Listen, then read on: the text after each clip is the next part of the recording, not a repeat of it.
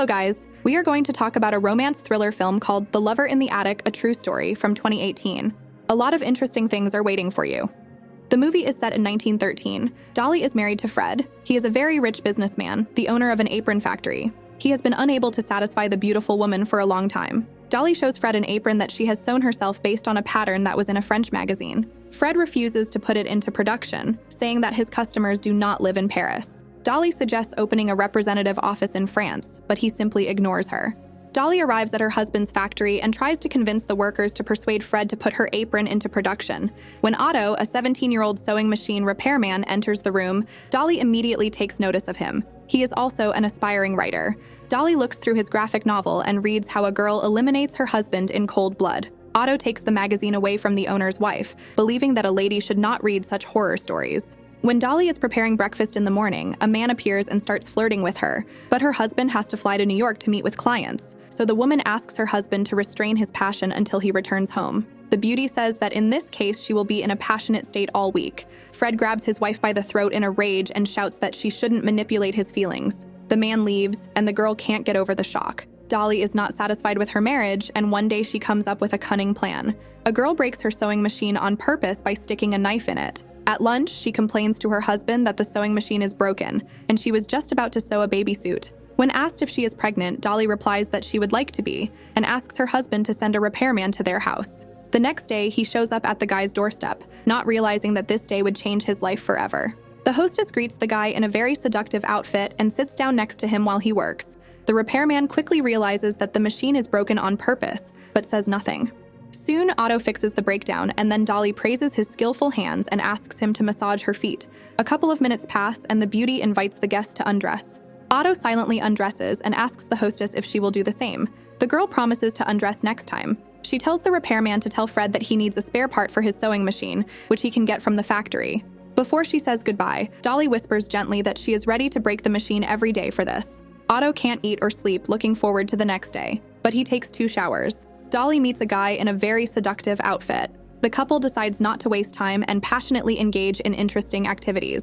After this experience, the guy comes to visit Dolly every day when her husband is not at home. The two of them are consumed by unquenchable passion. The guy is tormented by his conscience, and he suggests that Dolly get a divorce so that they cannot hide their relationship from anyone. The girl doesn't want to live in poverty like her mother, and the young fixer obviously won't be able to provide for her, or something bad must happen to Fred. Fate says that Otto should try his best to make her happy. At night, Fred comes home drunk. Drunk, he drags his wife out of bed and takes the girl by force, although the girl does not like it at all. A neighbor notices the frequent visits of an unknown young man to the businessman's house. She tells Dolly that he is her brother. At the same time, the beauty realizes that it is too dangerous to continue their relationship. When he comes to visit her again, the hostess takes him to the attic and declares that they can build their love nest there. Dolly knows that the boy has no close relatives because his father left the family and his mother died several years ago. Dolly wants her guest to quit his job as a fixer and focus on his writing. You can't leave the house, otherwise the neighbors will guess and tell Fred. He is also not allowed to make noise at night or go near the windows. Otto compares it to a golden cage, but then Dolly takes off her clothes completely and seduces the boy once again. When Fred and Dolly are having fun in bed at night, Otto is lying in the attic and can hear everything. He is very jealous of the girl. This goes on day after day, week after week. While the owner is at work during the day, the two in the house do what they want. Otto falls more and more in love with Dolly, even though he realizes that he is here as a slave. When Fred comes back from the factory, Otto goes up to the attic and writes, trying not to make any noise so as not to give himself away. One day, Dolly comes into the attic and wishes Otto a happy 21st birthday. This means that the boy has been living in the attic for 4 years, not once having gone outside. He has lost all contact with his friends and non-relatives. He seems to be satisfied with everything. Dolly shares some great news with him. A famous publishing house has finally published one of his graphic novels. Fred is going away for a few days, and Dolly decides to go to a dance club. The two of them have a blast. At one point, Otto, who hasn't seen other people in 4 years, has a panic attack. It seems to him that everyone around him is staring at him, and he asks his companion to take him home. Dolly persuades the man to take out life insurance, explaining that he could suddenly leave our world and she will need to cope with this somehow. Several times, Otto almost catches Fred's eye, but each time he manages to slip away right in front of his clumsy host. When Fred and his wife are having dinner at a restaurant, Dolly brazenly stares at a handsome man at the next table. This annoys Fred, and he tells his wife to stop looking at him. The girl gets angry and says that every time they leave the house, the same thing happens. Fred gets angry and yells that his wife will never fulfill her naive dream of going to Hollywood and becoming a famous actress. Dolly shouts that she would rather drink herself to death than live with such a man for the rest of her life. The two leave the restaurant and continue their fierce quarrel at home. Hearing the screams, Otto grabs the owner's pistol, comes down from the attic, and points it at Fred, who is strangling his wife. The guy claims that he has been Dolly's lover for 6 years, and all this time he has been living under the businessman's nose. Fred lashes out at the young man in a rage, and the two of them start a fight. Otto wins and eliminates the owner with a pistol. The boy makes it look like a robbery, snatching Fred's watch and Dolly's precious necklace. He hits the girl in the face, locks her in the closet, and tells her to scream until the police arrive.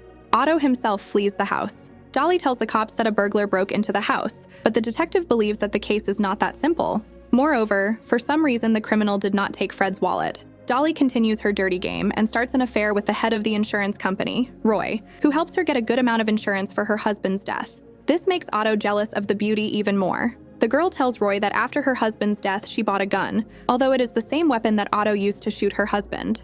Dolly says that now Roy protects her and she is not afraid of anything. The girl gives the man the gun and asks him to throw it into the river. After that, she packs her things and heads to Hollywood to meet her dream. Otto travels with the beautiful woman, who continues to keep him at a distance. Under various pretexts, she refuses to marry him. Roy realizes that Dolly has left him. He is very angry and brings the detective the gun he never threw into the river. The cops immediately start looking for the girl. In Hollywood, Dolly is throwing a party in her new luxurious mansion, hoping to establish contacts with directors and famous actors. Otto has to serve as a waiter, and this stresses him out a lot. But what's even worse is that the beauty gets a new lover, lawyer Herman. Soon the detective calls Dolly and says he is in Los Angeles and insists on meeting her.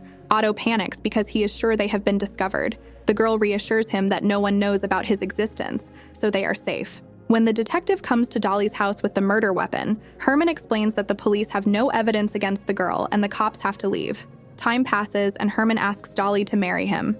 As usual, Otto hears the whole conversation from the attic. He loses his temper and grabs a knife and goes downstairs. The boy yells at Dolly and Herman to stop kissing and tells her to tell the truth about them. When Dolly lies and says that Otto is only the upstairs neighbor, the boy slaps her on the cheek and tells her that he has been living in the girl's attic as a slave for almost 10 years. The young man explains to the lawyer that Dolly loves no one. She only uses men. Angry, Herman rips the engagement ring off his bride's finger and leaves the house. Otto admits that he has just called the detective and goes up to the attic before the cops arrive. The police soon arrest them both. The couple is tried at the same time. The case is heard by a jury, and Herman agrees to defend the girl despite the deception. As a result, Otto is found guilty of involuntary manslaughter, but is soon released due to the expiration of the statute of limitations, and all charges are dropped. The girl stays in Los Angeles and continues to change men one by one until she gets married in 1959, 2 years before her death.